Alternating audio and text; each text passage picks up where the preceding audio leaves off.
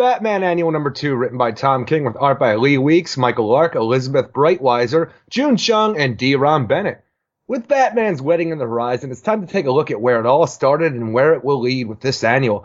Catwoman sees a kindred spirit in Batman and begins fucking with him and lets him know that they have a lot in common in the being alone department, and when they finally get together, we move into the future to witness the death of Bruce Wayne and see that the two are still together all those years later. I got no time with a hyper time. Nobody does wrong. Now, what I was saying is, if you go into this is almost like is it a red pill and a blue pill in the Matrix? I don't even know. It is. I don't know what pill does right? what And anymore. I don't know which is which. But to me, that's how this issue plays out to me. If you haven't been reading Tom King's run on Batman, and in general have not been reading many books. Now, it's a blessing and a curse for us, Eric. We read every single book. We talk about almost every single book each and every week. So because of that, that may be why we tend to nitpick on things or get hung up on some things that other people don't. The issue with this story, if you aren't somebody like that, if you haven't read all of Batman, you're casual, you're a filthy casual, as they say, and you haven't read Detective Comics, you don't even know what Batman Beyond is. I'm trying to think. You didn't even read. You started reading Batman at the Jokes and Riddles. You get into this issue, and I'm telling you, it's a near perfect issue to me. It really is, and I know that some people have now hit the floor, Eric, for me to say that. What? Wait, where's Wrong Turner? Segre Gregoreshi. It is. It really is. If you have just shown up, and really, if you've just shown up and you read the question, then the answer, and then the rules of engagement, and read this, I'm telling you, it's close to a 10 out of 10. The art is that good to make it. I do love the art. And you're going to get a story with a future that is very touching. Yeah. I have to admit that by the end, I almost cried. I really did. Oh, my God. But I am. Hey, segregation, Cratchy. With all that, it works very well with a certain limited amount of issues that you could read. But if you have been reading everything, if you are doing a lot of other things, and you're going into this annual as it being part of the continuity, and this is where I also have problems here with how this is set up. There's a lot of things in this issue that obviously aren't canon or continuity, but this whole thing with Catwoman and Batman is very crucial, not crucial, but very important to the overall story of what Tom King's telling right now in his book. So you want to go out of this with the idea, okay, this is what we're getting and what we're going to get in the future. This is what we have, it's set, and whatever. I know that you hate any sort of time that a future is set. When you set anything in stone, like for your run of anything in the future, that's fucking bullshit to me because you can't do that. And he already did that. And again, we'll get into that in more particulars later. But Tom King in his run already has pretty much set up the death of Batman very generally, but did. He already did. And this doesn't show that one. So there, you're off there. And through this, certain things happen. Tom King does it again where me and you could sit here probably and have a whole podcast where we try to decipher the clues and argue when this actually takes place. Is it before the Jokes and Riddles? Is it after? Is it sometime even, all this stuff going on, mainly because of how they act and how, the whole thing's spelled out. Riddler's in jail. But the way he is in jail and what he says to Batman going into jail does not strike me as what he would say after Jokes and Riddles, but it seems like it would be then and not before. It's really up there, and I think that Tom King is playing it very loose, which, that's his style. That is his style 100%. I think it plays out better in this issue than it ever has in any of his other issues, because besides the up in the air, and besides the whole thing of, boy, this doesn't make sense, this future bid, and this, that, and the other thing, and some other things in there that don't make sense, overall, it is a very heartfelt, emotional issue that I think does play out well if you want to see Batman in a more emotional way, and also makes Catwoman a very, very, not even just a strong character, but a very compassionate character, and you can see, this is finally, you actually get to see in an issue why Batman would have fallen in love with him. And pretty much his equal in this. Yeah, it's way more than just, oh, they were on the rooftops doing the hanky-panky, Eric. It's a lot more than that. This is showing that Catwoman gets him and that he understands, and also right away, she's smart enough. It's almost like a Tim Drake thing as well, where she knows it's Bruce right away and all that stuff. So I really, really enjoyed reading this,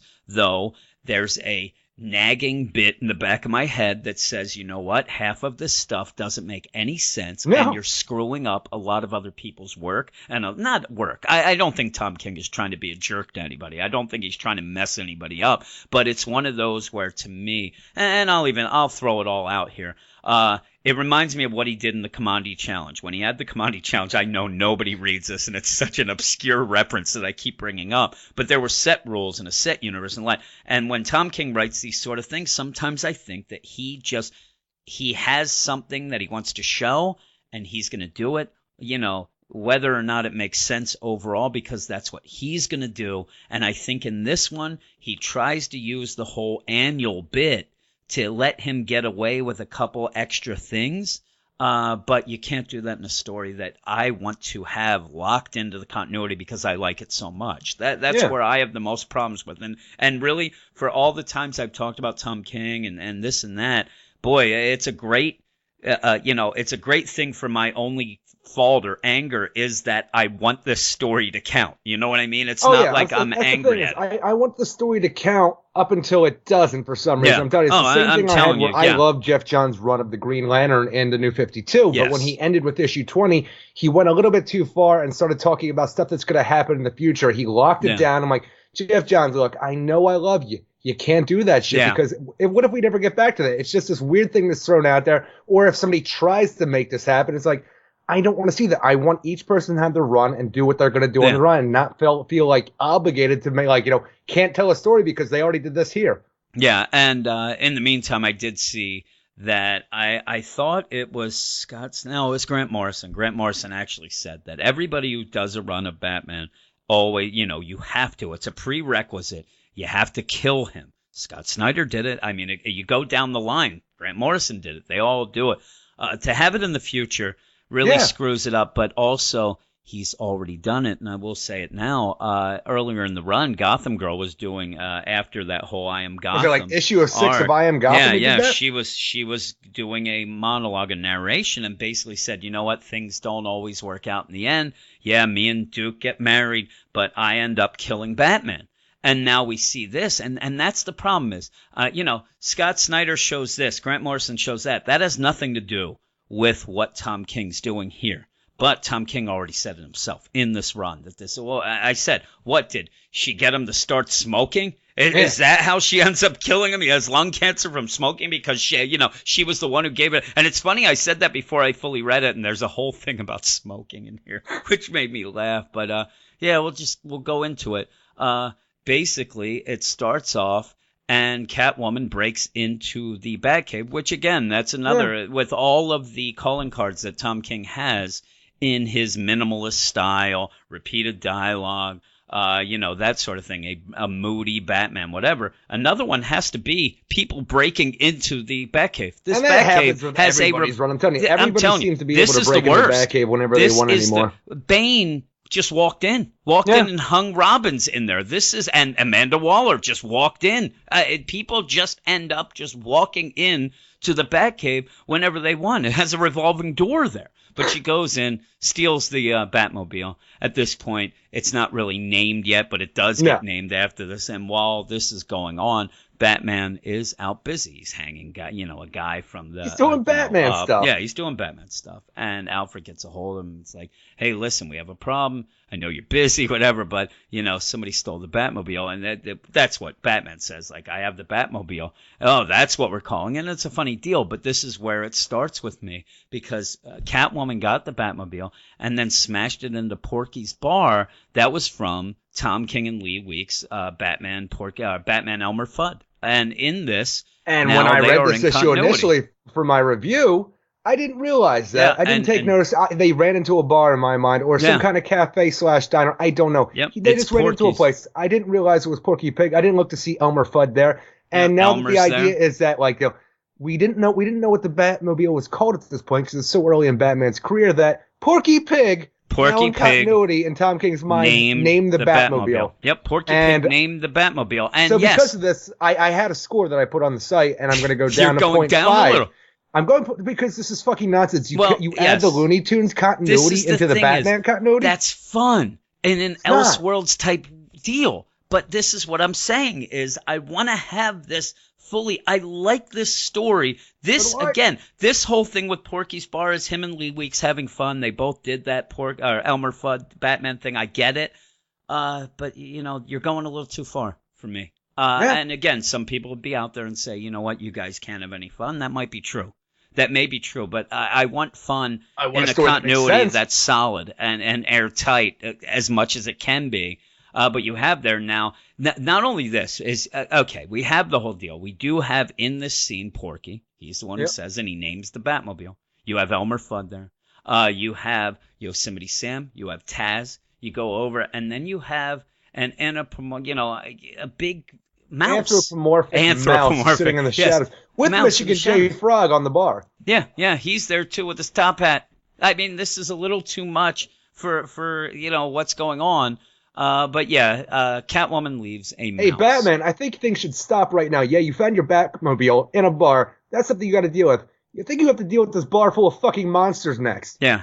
And it's funny because, really, do something. But yeah, there's a mouse. She leaves a mouse in the car. And I don't know. The mouse thing kind of threw me off, too.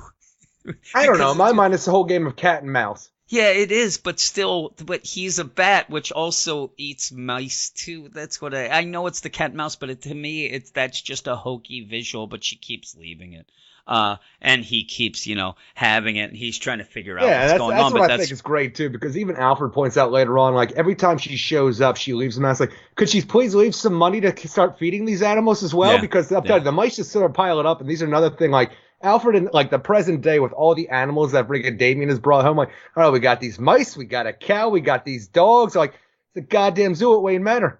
Yeah, and as this is going on, you go to the next scene, you see the mouse. It's a cool deal, and I do like that whole concept. But then you have the bit where he's talking about Riddler, and this kind of threw me off a little because he's like, last night when I turned him over to Gordon, Nigma asked, what has been played? I believe it's a code. Convert the letters to numbers, and so he's doing all this. The problem is, that doesn't seem like something that would have been continuing from Jokes and Riddles. You know what I mean? No, I'm saying it seems more of Jokes and Riddles than Zero Year, because at that point we didn't have the Batmobile. We had the Bat Roadster that we had at that point. But even then, I'm saying just to have that whole thing go down and how that ended.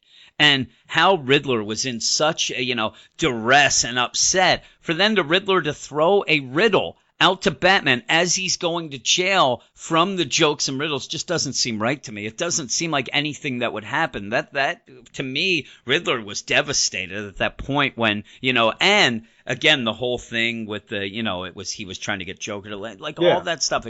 It doesn't seem like it's set there. But it makes sense. But again, you also have the whole thing with Jokes and Riddles where it already seemed that Bruce and Selina were very close, and not close enough that he worried about her and got her on his side and stuff like that. She was just a chick that he banged in mafia apartments. That's it at that point. Yeah, no, even then he seemed a little. That's what I'm saying. He would later learn to love Jim. At that point, it was just. But again, after all of the stuff with Jokes and Riddles, and you have, Joker there with a freaking thing through his, a knife through his hand, and Batman beat the shit up, and then he's like, Gordon, you got to get over here. And Riddler's just sitting there, and as he's, what has been played? I'm like, what? Get out of here. Get out of town. I've had enough of you by now. But, see you next year, Riddler. This is just more, it's Tom King trying to show you that Batman still is the detective, and he goes, and he's trying to figure it out. This is where Alfred's like, listen, Riddler's in bed, in jail, that means you should be in bed. But they're trying to figure it out. Riddler's in bed, sir, and that means you should be in jail. I think you've been drinking, Alfred. Yeah. And as this is, he's like, what has been played? Wait, Francis Watt, the second baseman for the Gotham Knights. And this is the way. This is where. Did you see me in the Slack? I'm telling you, the phrasing's off. The phrasing is a little off here. If you're a baseball fan, you can tell me if I'm right or wrong. If you are a baseball fan and follow baseball, For a second baseman to not play is not really missing his last start. That is more of a phrase for a pitcher. There should have been a pitcher, not a second baseman. Pitchers have set starts. A second baseman is just he's playing, he's not. Oh, he missed the last game. It's a little unfair. I don't think that Tom King I just want to know what that has to do with what has been played. I don't know. It's just kind of funny. Again, it's like a Batman 66 thing, kind of. But really, did he miss it? Didn't he miss his last start? The phrasing's off. But this in my is where mind, he never gets back to it either, because then when he notices that his pen, when he was writing his clues down, it's missing, which she's in the house. She's in the house. And yeah, he's like, the pen's gone. And Alfred's like, is it? Shall I alert the Superman? Or maybe look under the sofa? Line. She's here. Yeah. I just like that. Shall I alert the Superman? Yeah. And he leaps over things. I mean, he runs. There's so little time for him to run next to the table. He has to run over it. And Catwoman's going. She's trying to get away. And yeah, it's a big, it is a chase scene that ends up with her at a window and saying, oh, you know what? I was nice enough to call the police ahead of time since I did break into your house. But look, I'm going to go and they're going to chase me. You can come after me, but what are they going to think when you come leaping out the window? Bruce Wayne. And yeah, and then she says, bye-bye, Bat. Thanks for the pen. And even that, for some reason, it's one of those things when you call shit out in front of other people. Yeah, like, she shouldn't be yelling. That's a dick move. Bye-bye, Bat, while you're at the Bruce Wayne, like the Wayne Manor. I'm like, shut up. It's so funny. There's like 10 policemen like, Bat, huh? This sounds funny. But yeah, she does that. So we know now that she knows that Bruce is Batman. It's cool. And you have the whole thing of like, stop, miss, stop. Put your hands where we can see you. And you have Bruce looking, and as he's closing the window, he's kind of smiling. And then you hear squeak, squeak, and there's another mouse there. And yeah, and then I really like it. I'm telling you, even with the nonsense and the stuff, I really do like it. Then the storyline picks up the next time the Catwoman invades Wayne Manor, where he has set up all these precautions. This is to make my sure best, that she my best get thing. This is one of my favorite Batman scenes of all time. I really do think so.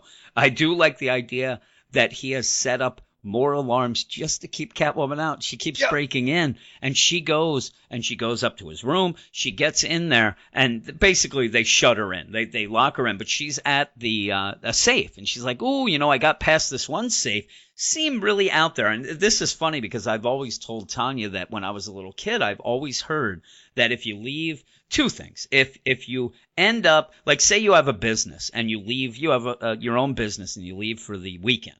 You never should take everything out of the register. Oh, yeah. You should always leave some money there, because if somebody does break in, they grab the money quick, they get $150. If you don't have money in there, they go to town. They're gonna be pissed. They fucking wreck up the house. Now, the other thing that this reminded me of when I was a little kid, my mom and dad told me one time, hey, whenever you go somewhere, if you go out, you think somebody might break in, if you have it, leave like a $5 bill somewhere out in the open. Then when you come home and that $5 bill's gone, somebody's either in the house, you get to, you get out, or or whatever, or they'll just grab it and run. And that's kind of how he has this set up. He has a safe that has a bunch of jewels and stuff that's easily seen. They get in, you'd get out. But then there's one that's hidden more, and she thinks she's like got this huge payday. And when she opens it up, it's one scratched up pearl. And I'm like, you know what?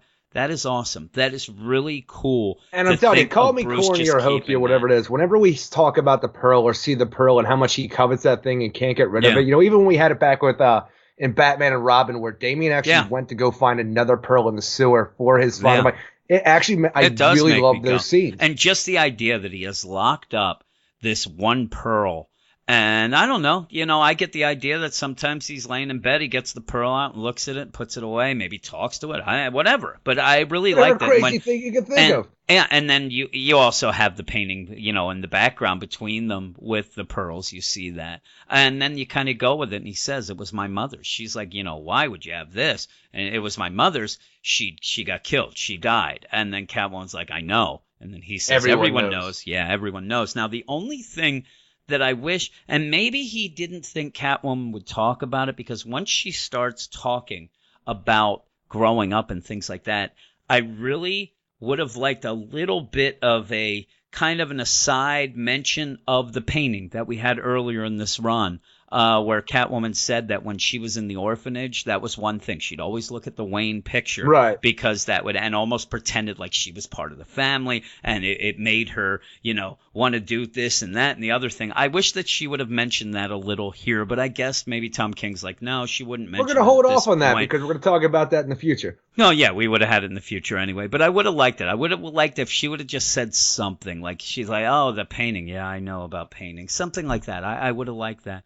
But yeah, it's a cool deal because now they're getting a little sexy. They're getting closer and closer, and their lips are getting closer. Even the talk, and how about she's talking about how she's alone, like he's alone, and the whole idea, like after a while, this whole terrible feeling of being alone, it actually starts going away, and you think that this moment might pass, and you might be okay from it. And when you have that moment, you hate yourself for ever thinking of it. And like Batman, he knows this moment, this feeling exactly that she's describing. I really love this like deep connection they feel in this one scene that we have here. I do too. And then I don't like the part where, why do you dress up as a cat?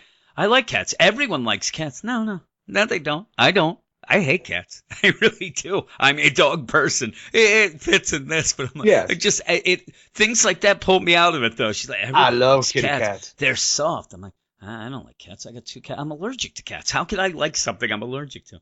But yeah, and also cats are they're aloof. They just walk around like that. Don't you like garlic, business. Jim? Like, no, not anymore. It'll kill me. I could like it. Why would I like something that puts me on the toilet for 6 hours? I don't know. Oh my goodness. I do like the smell of it though, and I do like the taste, but I can't eat it. But yeah, they do the whole thing, and she's there, kind of getting a little sexy with them, getting a little lower and lower it seems, and then sets up a smoke grenade. What am I reading now? It's like a goddamn like an adult comic all of a sudden. Yep, the smoke grenade goes off, and she gets out. There's another mouse there with the pearl. Now I'll tell you, I was getting annoyed a bit with the mice until the next scene, because she does bring it up. Because I'm like, where's she hiding all these mice? And she just says, you know how hard it is to cup a mouse in your hand this whole time? I'm like, yep, you did it. At least you did. This is where, here's the thing, again, with Tom King.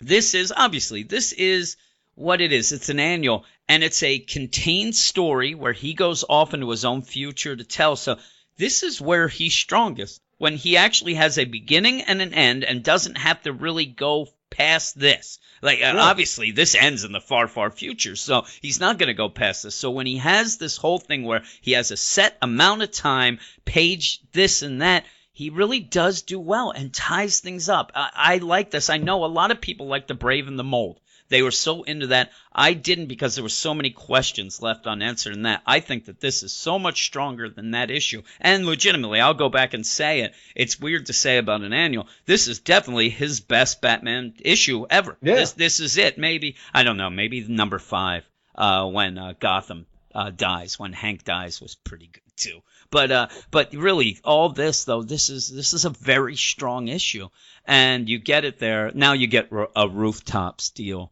because and the Rooftops deal, I'm telling you, this looks amazing when you turn the page. It's a full page spread, and it's just like they're just Catwoman and Batman standing on Wayne Manor in the rain, and it looks amazing. And I'm telling you, it's usually, I hate this type, because you have your normal King-isms when you have a read a Batman comic or any book he does where you have the repeated dialogue, and you'll have underwritten stuff. He's very big with one word. A lot of silent pages and stuff like that, just to really fill out the page space. Here, with the extended pages, I think it really works and actually adds gravity to the scene. Maybe that's what he needs. He needs more page deals. So then, when you get a full page that has again and again, and why, that ends up being something that you can deal with it a little more when you have more story going on with the bunch of pages. You do have Alfred even in the scene though, when they're in the rain, and listening to a song. And you have this whole thing. You made the connection before about how Tim Drake, he found out who Batman was and stuff like that. You have a thing here why do you keep coming back, Catwoman? Isn't it obvious?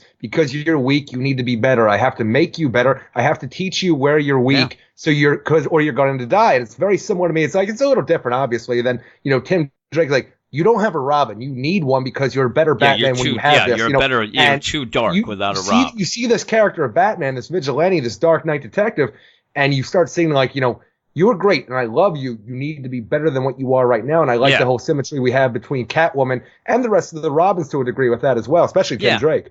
And with this, I do like the idea. Now, a lot of people think that Tom King is big on the mopey Batman. I do as well, but I do like this where I do like to see a Batman that does rely on other people, even though he doesn't want to.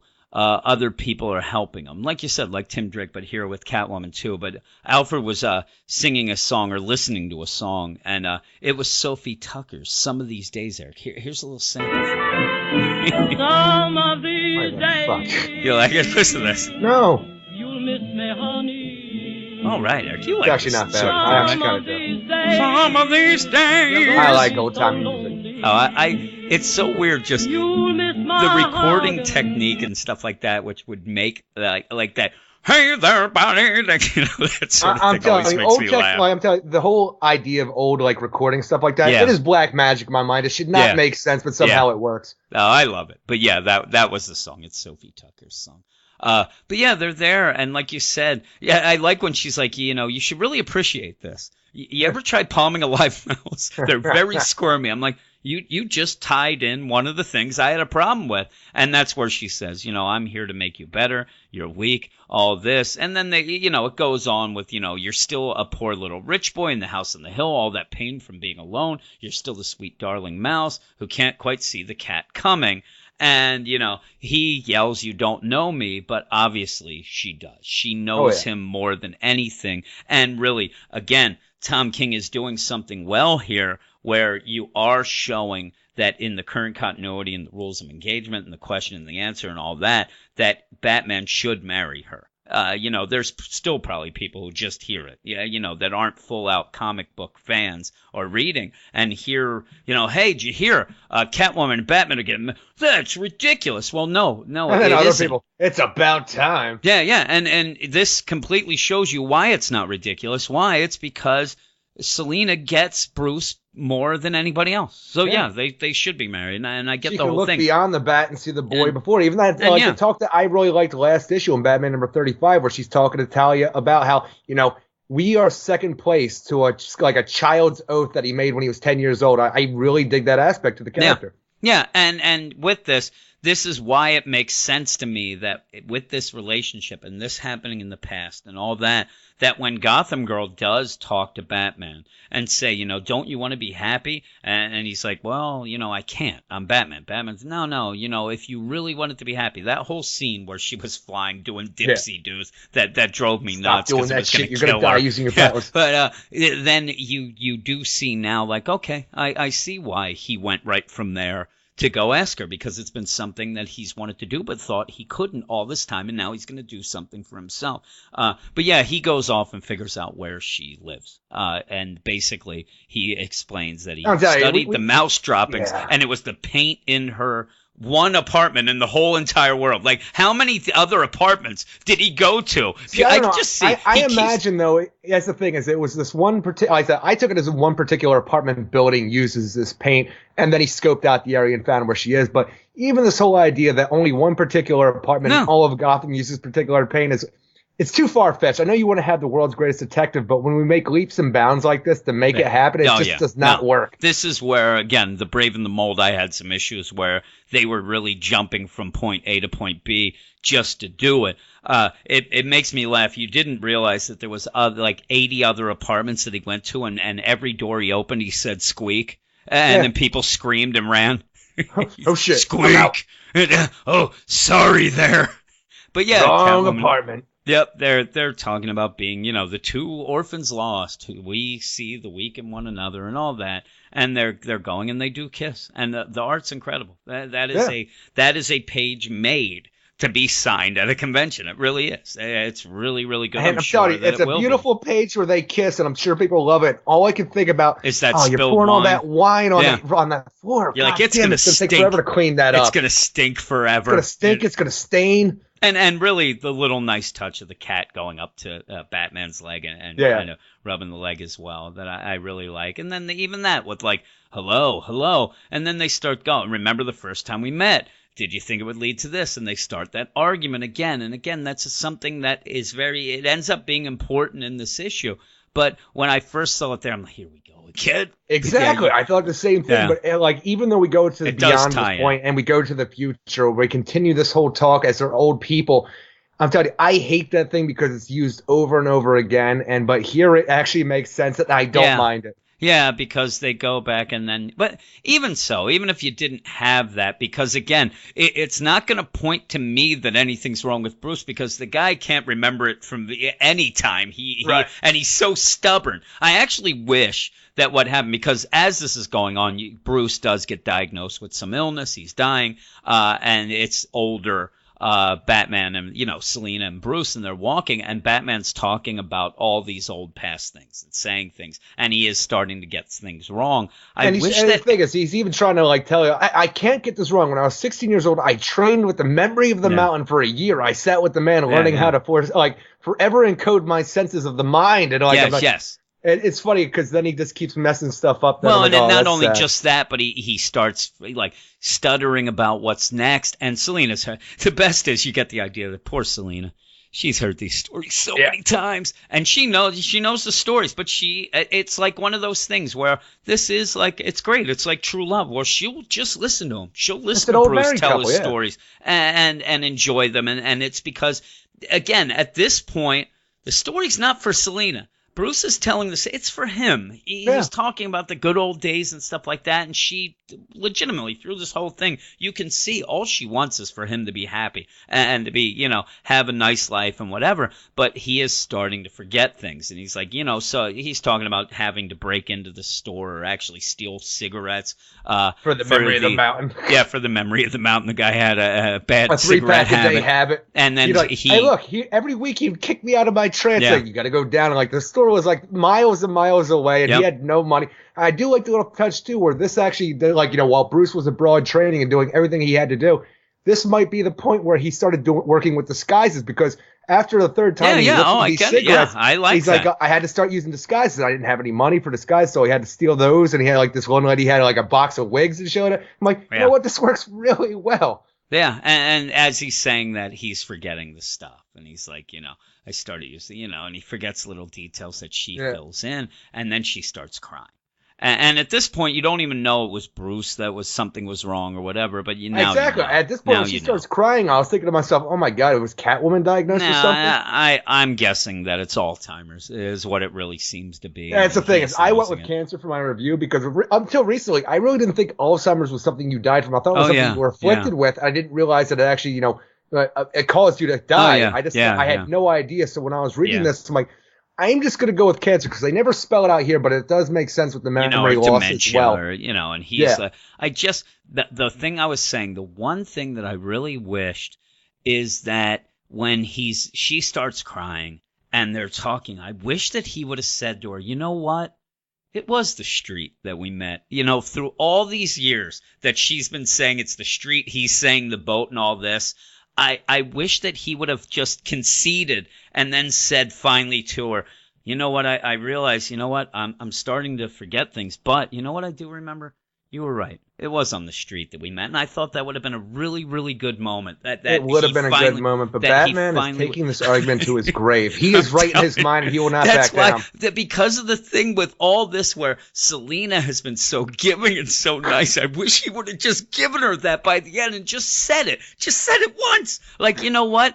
Maybe my mind, maybe I'm not remembering things like I did. You know what? I remember that we were on the street. And I think that would have really made her happy. Oh, my God. But, yeah, you go off then, and you do see some very fan-service-y things. It is nice, though. I'm telling you, it really worked for me, too. Just the idea since Catwoman and Batman got together. They did have a daughter, Helena Wayne, who would become Batwoman here. Yeah. I'm like, you know what? I don't like that it's the Batwoman costume of current continuity, but I like the fact that she is now the Bat of Gotham. Yeah, she's the Bat because the signal goes up. She sees that she's got to go. And even when I'm doing this and talking about it, and I really think I'm giving Tom King 100% credit. It's not. The art in this is so good throughout. I love it so much. And I mean, even this scene of them walking down the street. Yeah, I'm reading the words with it, but the art of it, of Selina stopping and just crying, and that silent panel there, and then I'm fine. The art is 50% of all of this too. It's really good, and like you said, The Helena Wayne, this is the future. It's starting to get to the point where it's not going to jive with other books and other things, especially, say, a Batman Beyond that's in continuity and things like that. That really basically you're just throwing that aside. For the most part, I see people online and not even realizing Batman Beyond's a book out right now that they just think of. But you again, can't think that the cartoon from 20 years ago is in continuity. No, there's a book. But again, I can go with it because I'm enjoying this so much. It just, there is that nagging thing. I know, it bothers the hell out of me. Like I said before, I always have a problem whenever writers do this. But even talking to you now, like even when I did my review, I could put these things aside because the story is written well enough and it's endearing enough to make me see beyond that. And if I could go, like, if I had to think about it, this is the ending to Tom King's run. This is what Tom King wants, whether it's in, like, you know, it's canon or not, which in my mind it's not. But if it's canon to him, I'm fine with that. It's canon until it's not. That's the thing. You're in a comic book universe that a future can be changed by Barry running fast. Oh, I'm telling you. You know what I mean? Now we have three different futures. We have the Tim and Tomorrow future. We have Batman Beyond future. And now we have this future. That's the other bit of continuity. I'm not even thinking of. Yeah, it would be funny is as this is going on, and you do have a good moment where Bruce is, and he's been told. To me, he's been told he has dementia, he has Alzheimer's. He's not dying yet, but he is dying. He's going to lose his mind. I think that Selina is very upset that eventually it's just going to be this old guy who doesn't even remember anybody, and poor Bruce Wayne who saved everybody. There's nothing. That's the thing. I think that it's Alzheimer's and something like that because if it was cancer, then you still have that idea of he could be saved. I think that the basic thing Tom King is showing you here, and it could be, some people even said CTE from concussions. I mean, if anybody's going to get concussions, it's Batman. But I think that it's one of those where it's a Batman who's tried to save every single person in this whole world, yet at the end, he can't be saved. He can't be saved by anybody. Even when Helena comes to her mother, she's just on a rooftop. She's like, you know, I've spoken to Zatanna. I've spoken to a bunch of people. Yeah, he can't be saved. Everybody has their time, she says, and Dad got his. He can't think. And she's like, I'm sorry. The signal goes on. She's like, I'm sorry. I have to. She's like, Helena, I am your father's wife. I understand. Just go. Yeah. And then she's just by herself there, and you just see the weight of all the situation going down. Again, it's she all knows art after there. all this years, she's finally going to lose Bruce. Yeah, she's going to lose Bruce. Again, after the guy all the fighting and stuff like that, this is like a simple thing is going to take him. And there's that little thing in the, you know, just that I think of here's a guy who pretty much gave up his entire life to, you know, fight crime and to help the, you know, a common person who's, you know, and yet at the end there's nothing. There's nobody that can do anything to save him. And you go and, you have Bruce then where he's heard this. And he goes down in the cave, and he's going to work out. And I really like this. I think that that's a Batman thing to do. I think when Batman hears that he's losing his mind, that he's going to die, he thinks he can train through it. He thinks, you know, that's how he got through his parents dying. He ended up becoming the Bat and training and all that. Doesn't work like that. And I'll tell you, he's still in good goddamn shape. Oh, yeah. Look at him. He's working out, but he can't. He can't do the things that he used to do. And he says it, I can't. And that you know, the song is on again. And he's like, well, what, are you here to help me? And she's like, no, I'm not here to help you. You know, and just kisses him. And I really, really like it. And it's very emotional. I really felt a lot of emotions and now you have him. You have him pretty much dying. And I'm telling you, most of my emotions, the deathbed deal was not as emotional to me because then, you know, once you see all the Bat family, they're older, things like that. You even see a Carrie Kelly. With that, I'm like, I would say it's just Carrie Kelly. I also don't know if they're playing it. This is Dick and Barbara's daughter or not. But I was going Carrie Kelly. I've seen most people going Carrie Kelly as well. Yeah. But you have all of them there. You know, for the most part, you can try to guess. Big round lughead blonde man who I have no idea who it is, unless it's like some kind of Jean-Paul Valley that I have no idea who it is. Yeah, I don't know. You have freaking. It looks like Damien and Helena, Barbara and Dick, Carrie Kelly, Duke, lughead blonde man. It's weird. Stephanie Lughead Brown blonde and Tim Drake. It's so weird that I'm like, that looks like it'd be like an older Wally West, maybe. But it doesn't seem like he'd be there, though. You know what I mean? It's very odd. A lot of people are having problems with that. But also, before all this, too, they were sitting there. And why I bring that, when Bruce is there and he's looking, he's got a belly a little. And he's like, you know what? Somewhere there's a version of me that never got old, you know? And again, this is a Batman who at this point has seen he's seen some crap, Eric. Oh, yeah. He's seen multiversal things. He's been all through. He knows that this is him saying this is kind of true. It's kind of a joke, whatever. But he's like, you know what? When I die, when I go, I don't want you to be alone. Go have Barry go and find one of these Batmen so that he can take care of you and make sure you're safe. And I thought, okay, it's such a goofy little comic book thing, but it's cool. But in the meantime, that it continues the whole deal where Selina's like, hey, don't forget the light. And he's talking and talking. He forgot to turn off the light. And he sits down. He's like, yeah, I'll get it later. And she's so sad. And it does. It makes me so sad. And, he's dying, and the whole Bat family's there, and she just tells him, shush, says shush, and says, good night, Bat, I love you, and that's it. She's crying. It's very emotional there. Like I said, seeing the Bat family there, that was kind of just fan service to me. It didn't get me. But she goes fan down. service so I can figure out who the fuck that one guy is. Yeah, she goes down into the cave, and there's the Batmobile, the original that she stole, and she sits in, and there's a little note and a little cat. And the note says, I love you too, Cap, from the first kiss to the last. And it's really good. I mean, and I'm telling you, it really puts a thing on it, too, because even though Batman has been forgetting these things like this, at the end, he knew, being the world's greatest detective, what she would say to him in the end and made sure he prepared for that before he went. And I'm like, so that's a great touch. Yeah, it's great because, he's Batman. And it in a tie around, me and you talk a lot of times where, unfortunately, we're not guys who have a lot of feelings. So, we get our feelings through other things, and I'll even thank Tom King because, I really like this. It reminded me, that last bit reminded me of something that freaking broke my heart like a week ago. I don't know if you saw the story that a girl, her dad was dying and set it up that she was 15 at this point, that on her birthday every year he had gifts set up until her 21st birthday where she got the final gift, and it was so sad.